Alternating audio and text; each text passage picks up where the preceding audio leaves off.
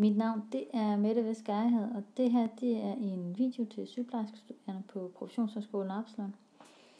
Den her video den kommer til at handle om blæren.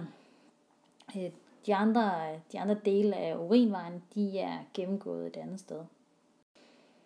Hvis vi kigger på blæren, så fungerer den egentlig som en bold, som vi puster op og tømmer igen.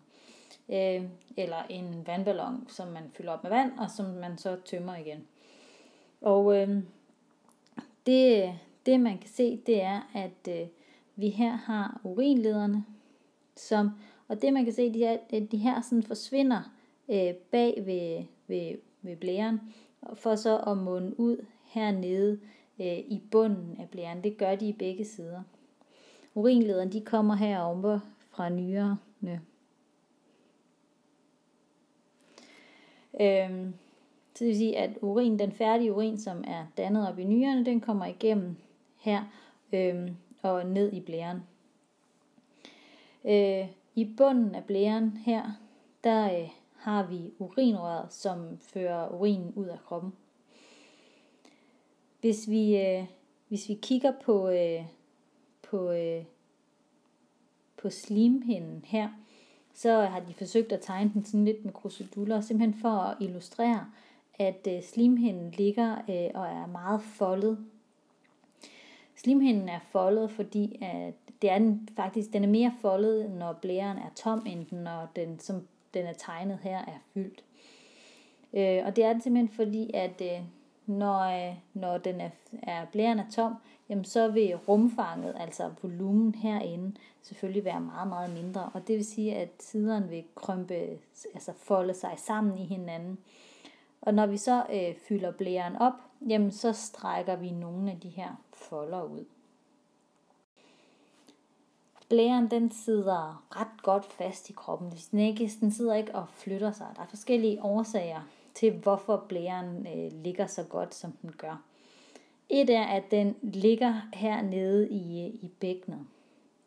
Det vil sige, at den ligger sådan nede i hofteskålen og ligger ret godt der.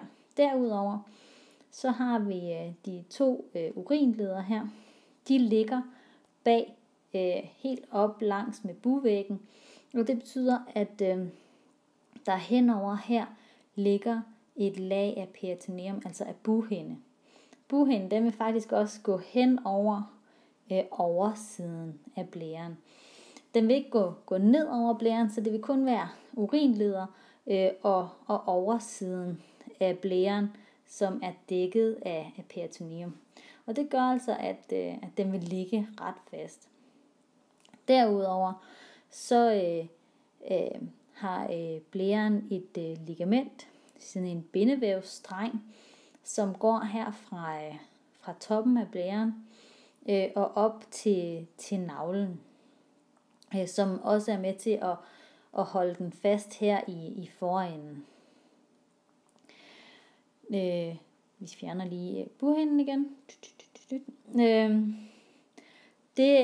Det man kan se, det er, at når blæren er tom, så fordi den her ende, den sidder fast, de her to, de sidder fast, og det man skal være opmærksom på, det er, at de her urinleder, de sådan løber ned langs her, for så at ende ud hernede i blæren. Så blæren sidder fast herover og herover, så når vi tømmer blæren, altså når blæren er tom, så vil blærens tag, altså toppen af den vil sådan trække nedad, sådan så at den kommer til at sådan, ligge som sådan en afluftet bold. Hvis vi kigger på blæren fra siden af, så kan vi her se urinlederen, som løber hernede langs blærevæggen, og som så munder ud hernede i bunden af blæren. Derudover så kan vi se, at vi har blæremuskulaturen. Det er også den, der hedder detrosormusklen. Den sidder her. Hvis man kigger på musklerne her, så vil de sådan ligge lidt rodet imellem hinanden. Og det er simpelthen for at sikre, at når vi har den her runde blære, som skal tømmes, jamen så kan vi tømme den fra alle sider, sådan så alle sider bliver trukket ned imod hinanden. Så udover det, så kan man også på den her figur se, at vi har de her folder inde i slimhinden, og det er simpelthen fordi, at jamen, når vi fylder blæren op, jamen, så bliver de her jo strukket ud, alt efter hvor meget vi fylder blæren.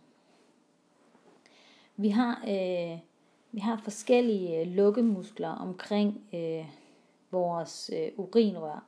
Vi har den indre lukkemuskel, som ligger her helt oppe ved blæren. Og så har vi en ydre lukkemuskel. Og det man kan se, det er, at den ligger egentlig sådan snoet rundt om urinrøret. Det vi også kan se, det er, at den her ydre lukkemuskel, den ligger her i forbindelse med bækkenbunden. Det er også derfor, at bækkenbunden er ret væsentlig i forhold til at kunne det her med at kunne holde sig.